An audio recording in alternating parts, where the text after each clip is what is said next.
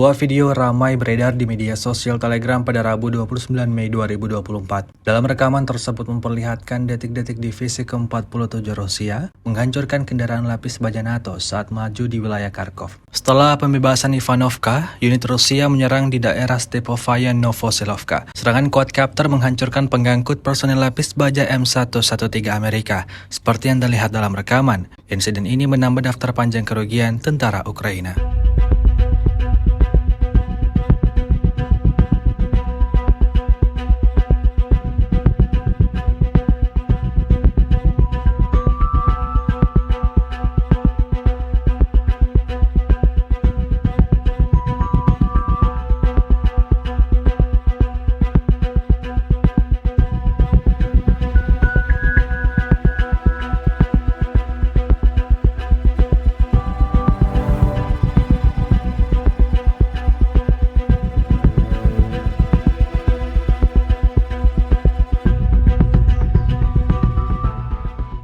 Download Tribun X sekarang, menghadirkan lokal menjadi Indonesia.